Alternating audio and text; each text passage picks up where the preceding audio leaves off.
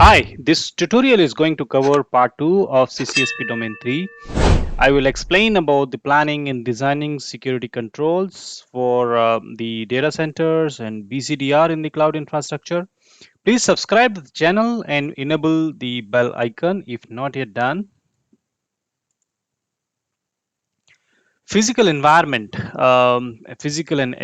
protection, which is focused more on securing the actual data center by implementing the security controls on its building, the physical infrastructure within them, and their immediate surroundings.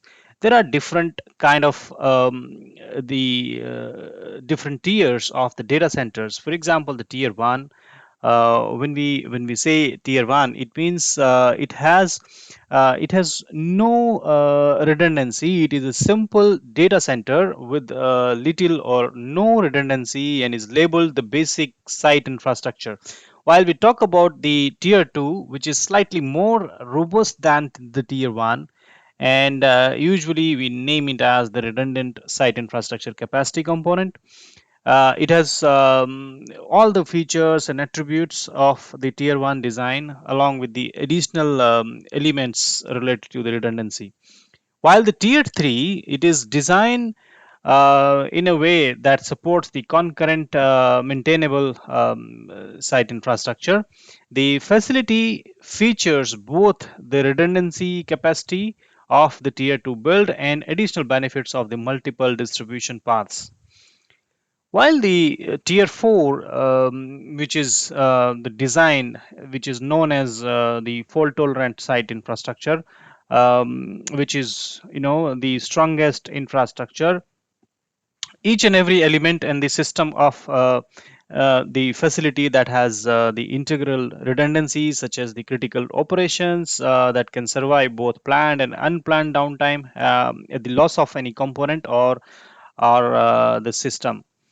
um, going by the this table where we have certain assets identified, the protection that you need, that you should largely based on an assessment of the risk that is present on your specific situation, especially the regulation and compliances risk that should always be considered. For example, the HIPAA, PCI DSS, etc.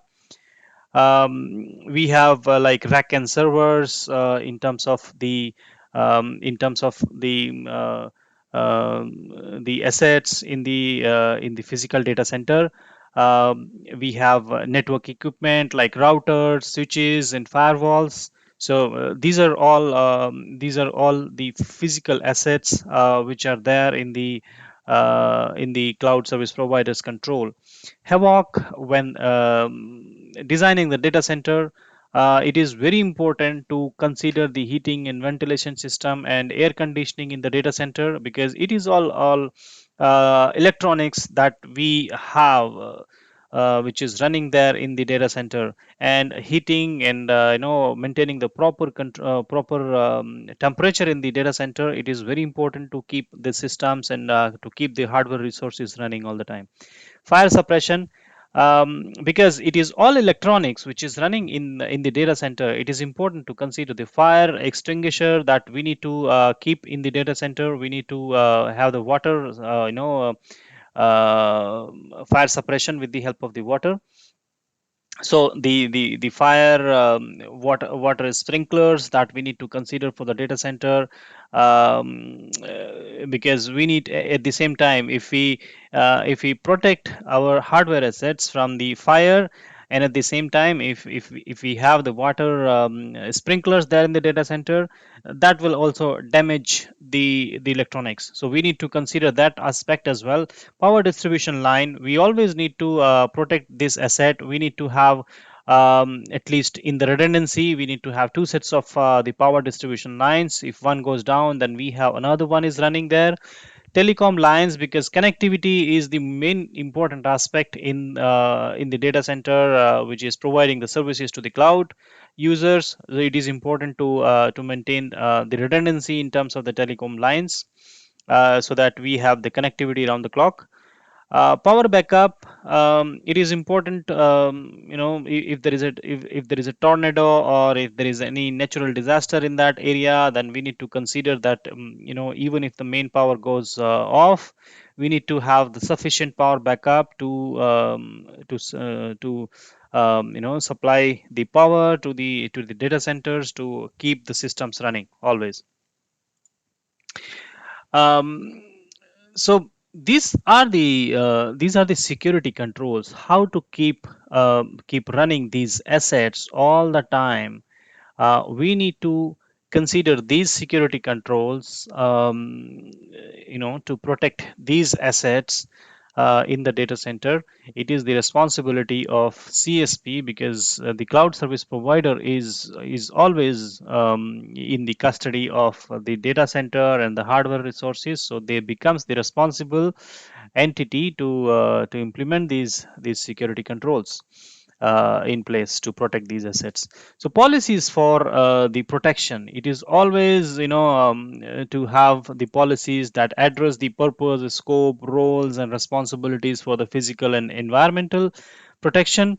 We should have the detailed procedures that details how to implement and address the relevant policies.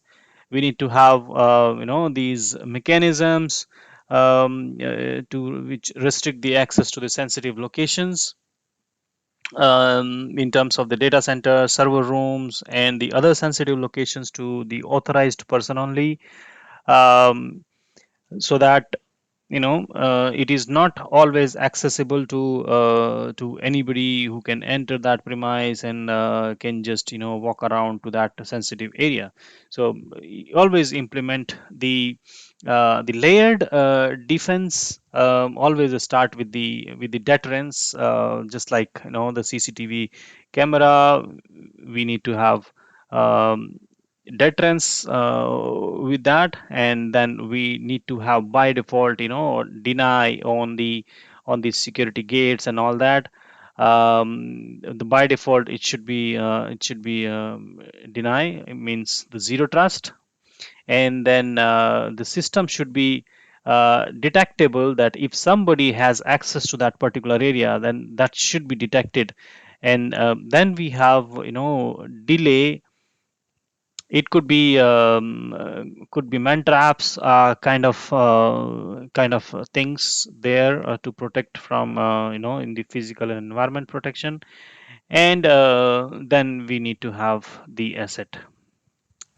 So before asset, we need to have this layer of defense there, so that we can protect the assets from the physical security aspects as well. Background screening, before before we bring somebody on board and assign some sensitive or critical activities, or grant access to the critical information, it is always be recommended to have a background screening or check of any staff which is being hired to perform that activity. Physical control in terms of the fencing, wall, trees, etc. Maybe security guards, badges, readers to deter the unwanted access, fire suppression. For example, we need to have the fire suppression system to protect against any fire. We need to have protection against the water damage, for example, temperature, humidity control, and the other mechanisms to prevent against the natural disasters from causing any preventable harms. Power backup and redundant telecom, it is important aspect, because any of these goes missing, then entire service will come down. Because if you have any natural disaster in that area and there is no power, you need to have sufficient power backup to supply power to the data centers. And you also need to have the connectivity redundancy. It is important to maintain the connectivity on the data centers. Two important concepts. It is very important from the exam point of view as well. Hot aisles and the cold aisles. This is to maintain the big data centers which are there, running very critical resources being used in the cloud.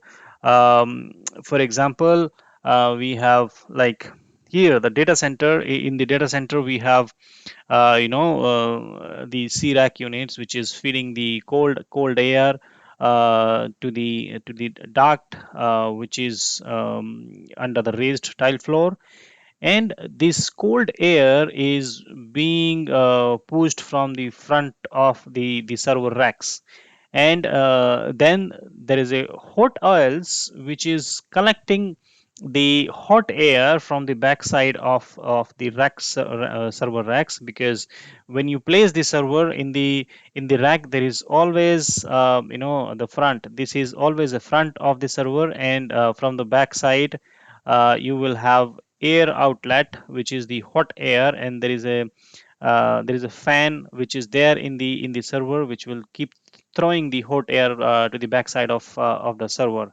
and hence all the servers will keep on throwing that hot air to the backside of the server rack, and these hot oils will keep collecting that hot air, and will be throwing that air to the outside of the data center. So this is very important aspect from the exam point of view. Just keep that in mind. System and communication protection. So protecting these systems and communication channels again comes down to understanding the risk that is present in the particular environment. Also evaluating the data being protected, what kind of data it is, what is the confidentiality, what is the classification of that data. Remember the security that follows the data. We need to apply all the controls, whether in the low level of controls or high level of controls. We need to decide based on the classification of that particular data. So it is very important to focus on the state of the data that you are securing before finalizing the security controls. There are different states that we talk here. One is while the data at rest. So you always have the controls like encryption. You are encrypting the data while it is at rest. Or maybe you are hashing that data to just to protect against any accidental change or any malware change, and maintain the redundancy of that data, so that data becomes available all the time. When the data is in move, when the data is in transit, it is going from one location to another location, it is important to keep it encrypted on the channel. Use https, tls, isolate the traffic, use DLP, data loss prevention, so that your data, while it is in transit, it is protected all the time. Data in use, always use encryption techniques, digital signature, and access management, and control access across all APIs. And when it comes to the algorithm that we should use while the data is in use, the homomorphic is the algorithm that you should remember, and this is testable in the exam. Just remember the homomorphic algorithm, which is especially designed for the data which is in use. So what are the different security controls, additional security controls that we need to place in together to protect the data? Policies and procedures. Of course, it is really hard to know what to do and how to do if none of that is documented. You should have a policy and set of the procedures for any meaningful security function, because this data that must be protected, and these policies and security functions should be enforced and repeated every time on the data. Not only this good security hygiene, but also a compliance requirement for any regulation and industry certifications. Then we have isolation of the security functions from non-security functions. We need to isolate those security functions, especially from the non-security one. Logging and monitoring. Always log all the security functions, all the sensitive areas, wherever you're performing some critical operations. Always log them, for especially for the failures. and keep on monitoring those events. Intrusion detection and prevention system, always, because system and communication protection, it is always recommended to use the IDS IPS. Monitor the traffic throughout the boundary protection devices, including the firewall and the IDS IPS. Understand the responsibility of CSP and the cloud customer properly, so that you are applying these controls. When you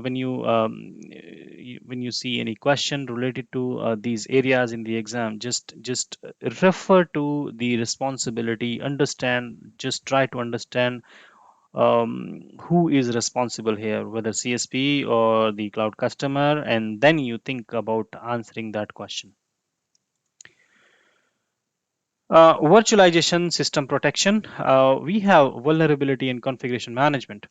Before that, the virtualization, as we discussed in the previous videos, previous tutorials as well, this is the core concept of the cloud, and a foundational technology that is behind the cloud infrastructure, because this allows the compute, storage, and network resources to be shared among the multiple cloud tenants. Also, it becomes important to protect the hypervisor when it comes to protect the virtualization. So vulnerability and the configuration management, this is related to the vulnerabilities in the management plane and hypervisor, because that will allow any attacker to get exposed no get exposure of the virtual resources, even to the multi-tenant resources. So pulling out the assets inventory information from your cloud APIs can help automate your vulnerability management, and can ensure that you are scanning and remediating your entire cloud environment. Also, the patch management is the part of the configuration management, that includes all processes for finding, testing, and applying the software patches to your system. Also, the vulnerability management is the process for identifying, classifying, and fixing the vulnerability, and that exist within your system. So don't just patch up your systems. It is very important to identify and classify those vulnerabilities, and you need to classify the whether it is really urgent and important to apply patches for fixing these vulnerabilities or not. Access management, controlling access to the hypervisor and management plane. It is important to apply the role based access control. Basically, it should be enforced, and ideally, if you as a CCSP, responsible for your cloud environment, your cloud administrator and very few others should have access to the cloud service providers management console. Always apply the principle of least privilege, that can prevent unauthorized parties from modifying the VM settings and accessing your sensitive resources and data. Ensure proper logging and monitoring done to support the auditing. Network management. Network intrusion can affect the hypervisors and management planes. Proper network design is a fundamental requirement to protect the virtualization system, because secure network management includes the suitable implementation and the configuration of firewalls, IDS, IPS, and other security controls that prevent and detect the anomalous and malicious network activities on the network. Always, when you connect to the management plane, so remember, the connection to the management plane should always be encrypted. And there is a concept of the trust zone. For example, we have a different trust zone, like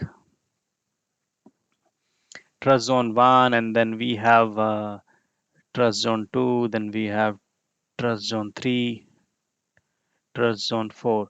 So every trust zone may have their own services on a list of services. For example, one trust zone is responsible for, let's say, for storage, and another is a trust zone maybe for some compute services.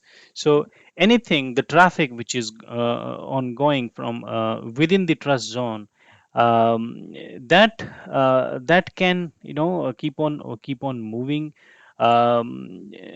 because this has the same level of trust.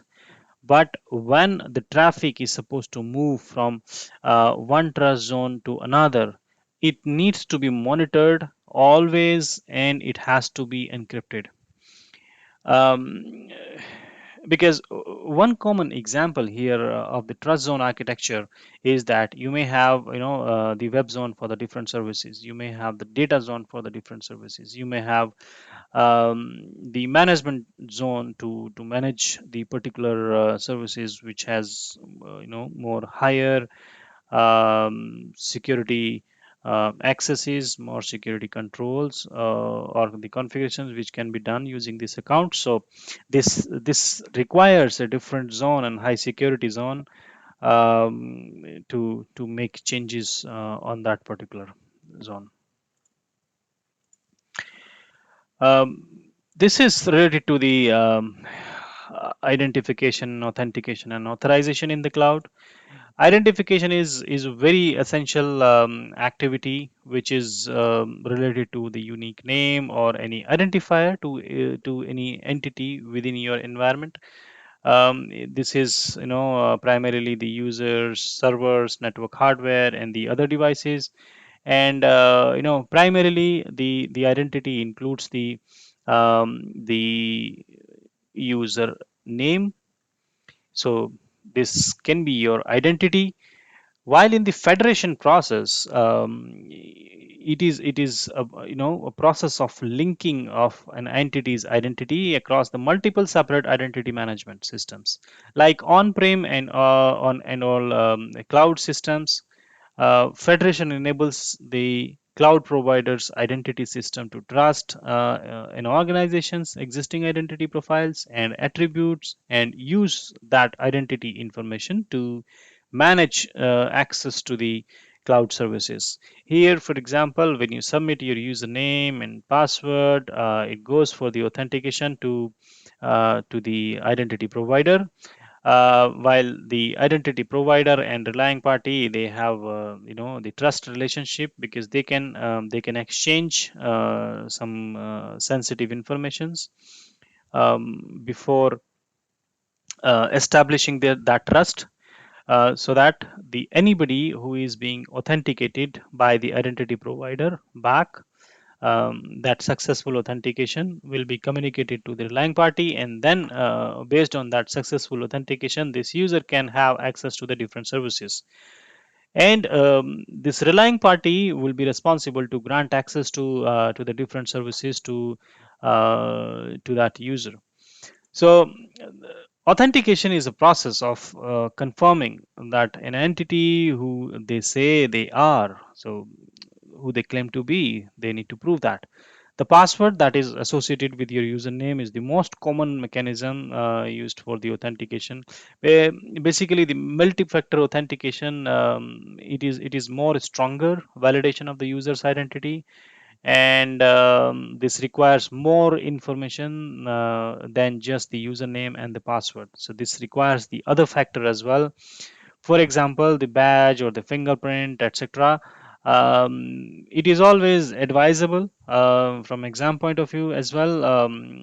Multi-factor authentication is always advisable and preferable, and should be considered for all the privileged and high risk access areas. Authorization is the process by which the appropriate access privilege are granted.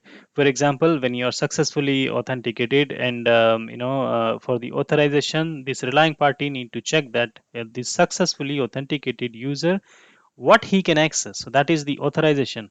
What he is authorized to access. only those things, those services will be available to this user, not everything by default. Audit mechanisms. Audit plays a major role in ensuring that all the IT systems complying with the legal, regulatory, security, and the other requirements. The log collection, basically it is from the cloud environment, which makes it super easy for the customer to locate and centrally aggregate the log data for all the assets via the management plane. You can keep collecting your log data from the different services. You correlate them and you use different SIM tools to aggregate those logs, and for dashboarding purpose and for monitoring purpose, it becomes very easier in the cloud. But some CSPs even offer the dedicated services for monitoring, storing, and analyzing your log files. Even the AWS, for example, the CloudWatch logs, for example, that centralize your DNS logs, your EC2 logs, and any log data from your other cloud-based systems. So that is there. There are other challenges related to the logs. You may not be able to collect the virtualization logs. Why? Because the virtualization is shared with the other tenants as well, and you may face difficulty in terms of the log collection. So it is really depends on your cloud service model, what you can collect. So if you are in SaaS model, you have very limited control. If you are on infrastructure as a service, you have more control. And depending on your obligations, your organization obligations, you need to consider that service model. And you need to consider during the contract and SLA finalization, you need to consider that what kind of data, what kind of auditing that you need, and what kind of data you need to collect from the cloud. Packet capture, this is service model dependent. Why? Because this cloud-based packet capture faces many of the same challenges mentioned for the log collection. For example, IaaS, infrastructure as a service customers, are able to conduct the packet capture initiatives on their virtual machines, but the PaaS and SaaS customers, they're very limited. As I said, they are more dependent on CSP if they are willing to share. So you must ensure that your organizations understand what data is available in a given cloud, and make an informed decision as to whether it meets your company's risk tolerance and business needs. Um, BCDR risks that are related to the cloud. So these are the risks which were there in the traditional IT. For example, these natural disaster risks. You may have hurricane, you may have tornado, earthquake, fire, flood. For example, you may have deliberate human risks. Like DDoS attacks, ransomware, terrorist attack, employee strike. So these are all deliberate human risks. Accidental human risk like fire, explosion, human error, indirect human risks, equipment failure, power outage, telecommunication outage, outages due to the prolonged going out of the business. So these are all kind of risks that we have in the traditional IT, but these can be mitigated when we move towards the cloud. But when after moving to the cloud, we still have some risks. For example, the risks to the cloud based BCDR, for example, the cost and efforts to maintain the redundancy, it is not free of cost, of course. Aside from the risks that may trigger the use of the business continuity and disaster recovery plan, you must consider the risk to the BCDR plan itself, even for the planning and execution. So, cost and effort to maintain the redundancy, it is not free. It has it requires a huge resource and money that comes with the financial and operational risks.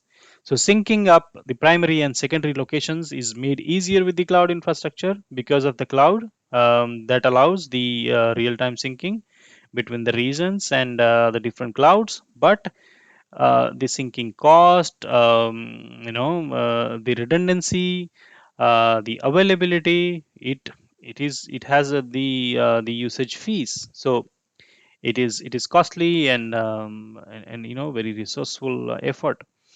Performance hit due to the location change. Of course, this is for the BCDR. So if for the business continuity and disaster recovery purpose, if you have to move to the different location of the data center in the cloud, different region, that forces your resources to fill over to another region, you can be faced with the latency issues. This risk can impact the customer's perception of the CSP and may trickle down to affect any customer that use the cloud customers hosted services. You can mitigate these risks by selecting a cloud provider with the multiple regions availability to support your geographic needs. And most important aspect is when you consider the BCDR, you also need to consider the your organization obligations for the regulation and the compliances. There may be some compliances, there may be some regulations where you cannot move your data or move the customer's data out of the country. So you need to consider that as well. Decrease the operations during or even after the failure.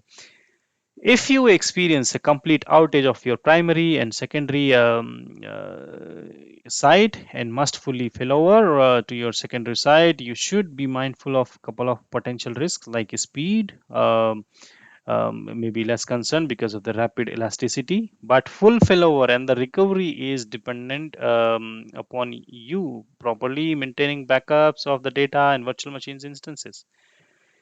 If your application contains the custom code or API calls from the external services or IP addresses, you can run the risk of not maintaining the proper functionality post failover. This risk can be mitigated by ensuring the primary configurations are saved and readily accessible should a BCDR event occur. There are different scenarios here. When the primary site is on-prem and secondary site is the cloud service provider, you means you are moving from the primary site as on-prem to the cloud. It has, it is a kind of the cloud migration, which can be the complex process. If any organization procures a cloud provider strictly for the BCDR purposes, they must ensure that their workloads are able to migrate to the cloud and operate seamlessly in the failover situation. Use of the containers within the on-prem solution can provide the added portability and help ensure the port compatibility when migrated. Second one is related to the CSP to CSP. It is basically it comes with the least amount of the risk. Why? Because what we are doing is we are just for example, we are using here AWS, and what we are doing is we are moving from same CSP. If we are just changing the location, so this is the same CSP. Secondary site, we are just changing the location, so there is no risk of compatibility, there is no risk of the integration, there is no risk of functionality missing, etc. Because this is the same CSP. But the organization must evaluate the CSP to ensure the multiple cloud regions exist that will support their requirements. Also, CSP sometimes do not operate all the cloud services in every region, so make sure that you select a secondary region that offers the functionality and performance that your organization needs to continue operating.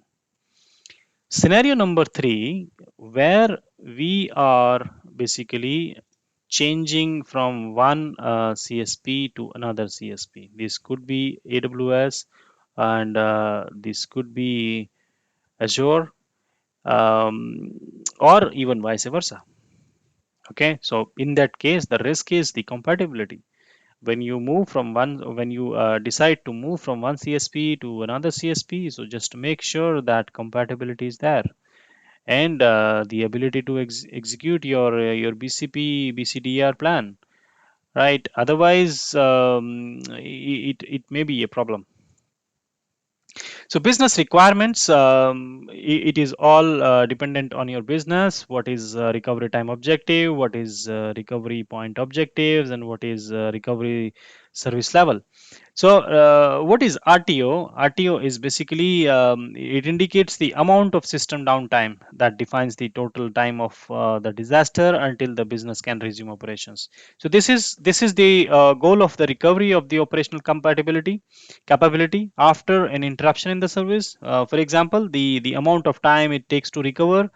For example, a company might have MTD, the maximum tolerable downtime, of 1 week, while the company's BCDR plan includes and supports an RTO of 6 days. So that is the RTO.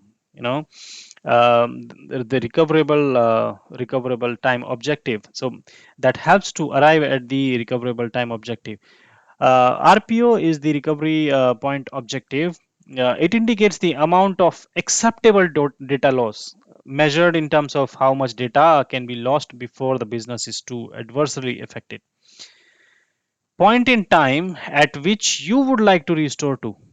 For example, if an organization performs the daily full backup and the BCDR plan includes a goal of resuming the critical operations using the last full backup, then RPO would be the 24 hours. Okay. Similarly, here the RSL is basically the recovery service level, which is a percentage of how much computing power is necessary based on the percentage of the production system needed during a disaster. For example, the RSL, the recovery service level of 50% would specify that the disaster recovery system would need to operate at a minimum of the 50% of the performance level of the normal production systems. So during the disaster, percentage of computing power needed to run, to needed to run to these computing systems. So if I just you know um, draw something here, for example, when we this is the point of time when the disaster has happened. Okay, and RTO is always in future, the recovery time objective, while RPO is always in past. Okay, so for example, this is the time when the last full backup was taken. Okay, and this is the 24 hours. Okay, so if RPO, if your business can be survived, if you can save your last 24 hours backup and you can successfully restore, your business can survive, there is no adverse impact on the business, then your RPO is 24 hours. Your recovery point objective is 24 hours. Recovery time objective is, for example, you have a website which is selling the product. Okay, and that website goes down. If that website remain unavailable for, let's say, for 24 hours, you feel that your business will be in adverse effect, right? You may choose, okay, 12 hours is the maximum downtime our business can tolerate. That is the tolerable, that is the tolerable, maximum tolerable downtime. So in that case, this becomes the MTD. This becomes the MTD, maximum tolerable downtime, and this help to arrive at a conclusion. Okay, the recovery time objective remains the 12 hours. We need to recover all the systems in next 12 hours. So this is how we arrive at the recovery time objective, recovery point objective, and recovery service levels. Business continuity disaster recovery, we have physical locations, so different strategy and different points we need to consider. Choose a location in a way that the offsite should not be affected by the same disaster. you need to choose a location, that if you have tornado in the same area, you cannot have the same data center in the same area. So you need to have, you need to decide, okay, what should be the alternate location. Data synchronization. Your data, when you choose the BCDR, you need to have the secondary data center or secondary cloud, where the data should be replicated. Your files, your database, can be replicated in the bulk, byte, and database mirroring, etc. We need to decide based on that, depending on recovery point objective, and the recovery time objective, etc. Functionality availability. We need to decide that the secondary site, the secondary cloud, which we strategize for BCDR plan, should have all the functionality in place, because the situation where the existing environment is majorly virtual, it could be easy for recreate the processing capacity, but you may have the missing functionality there. Failover capability. Load balancers to redirect the user service request accordingly, which should be configurable, so that it can be quickly can redirect. Planning, preparation, and provisioning. It's all about the tooling, functionality, and processes. Sooner the anomaly is identified during the failover, lesser would be RTO. Restore to normal in case of the temporary failure. Returning to primary provider services site should be done. That is the failback. BCDR plan. Always agree on the scope of the BCDR plan. That should be considered as an intrinsic part of the IT service, that are regularly invoked only for testing purpose. Gather requirement, find out the critical business functions and assets, the business strategy that influences the RTO and RPO. The analysis of the plan. The purpose of this phase is to translate the BCDR requirement into input to be used in the design phase. Risk assessment. The BCDR should always be assessed for any residual risk. Create and design. Objective into establishing and evaluating the candidate architecture solution. Also, this phase should give not only the technical alternative but also the procedures and workflows. Implementation. Once the design is ready, the implementation should be started. Test and monitoring the plan. Once the plan has been implemented, it is important to test that plan. So how frequently the BCP should be tested? From exam point of view, just remember that at least annually the BCP plan should be tested. What is the test strategy? Always review the test plan. Checklist review, that is distributing the copies of BCP plan to the managers of each critical business units and asking them to review. If there is any missing area or something like that, we seek their views there in that. Tabletop exercise or walkthrough drill. It is essential participants work together at a scheduled time to describe how they would perform their task in a given BCDR scenario. This has the least impact on the production of the testing environment, because this has just the discussion and the tabletop exercise. But this also, also the least thorough. Primary objective is to ensure that the critical personnel are aware of the BCP and plan accurately reflect the organization ability to recover from the disaster. Simulation test. The more involved than tabletop, participants choose a specific scenario and apply BCP to it. Functional drill or the parallel test. We do not disturb the operational setup, but this is a parallel test. The people move to an off-site location to see if the BCP is properly invoked. While in the cloud, people start using the redundant cloud, and they check the functionality there. Full interruption. We stop using the primary cloud, and we start using the backup cloud, the secondary cloud. That is where the actual BCP is invoked, and actual result is tested. Testing and acceptance to the production. So once the plan is tested, It should be documented, periodically reviewed, or when the critical changes take place, always be updated and reviewed very frequently. With this, we conclude domain 3 of CCSP. Thanks for watching. I hope you like the content in this tutorial. Please tell me in the comment section. Thank you. Please share the video with your colleagues, with your family, friends, etc. And please subscribe to the channel. Thank you.